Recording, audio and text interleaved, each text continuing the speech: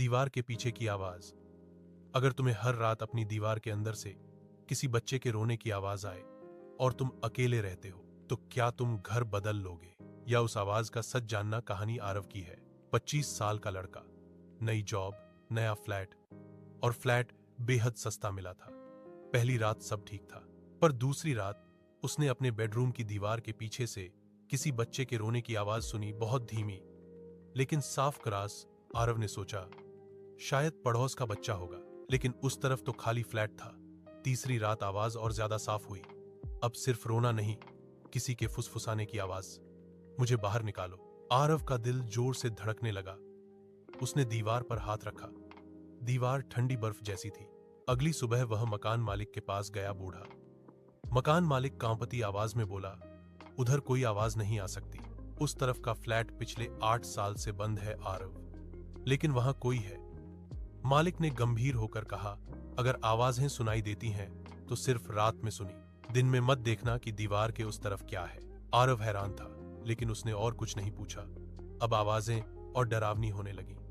बच्चे की रोने की आवाज, साथ में किसी महिला की चीख और एक फुसफुसाहट। बार बार वही बात, मदद करो, मुझे बाहर निकालो।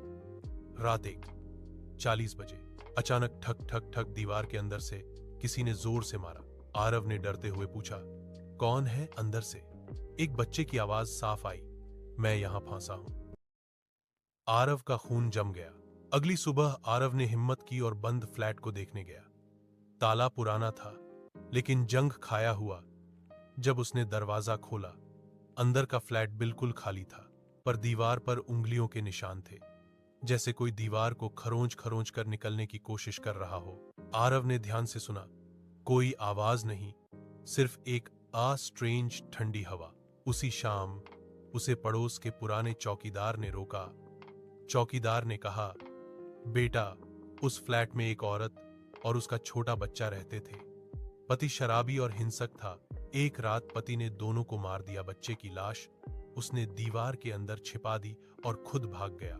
जब कई दिनों तक किसी ने नहीं देखा, पड़ोसियों ने रिपोर्ट की, लेकिन दीवार को तोड़ा तो सिर्फ महिला की लाश मिली, बच्चे की नहीं।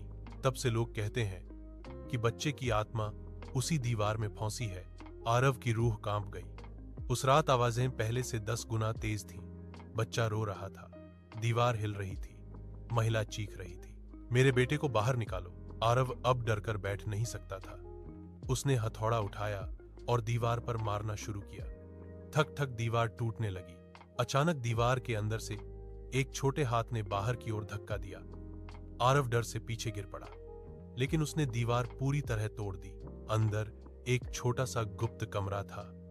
सरिया, सीमेंट, धूल और बीच में मिट्टी से भरी एक पुरानी छोटी लकड़ी की पेटी। पेटी खुद हिल रही थी। आरव ने कांपते हाथों से उसे खोला। पेटी खाली थी, लेकिन बच्चे की आवाज आई, शुक्रिया, और दीवार के अंदर से एक हल्की रोशनी उठकर गायब हो गई। बच्चा मुक्त हो चुका था।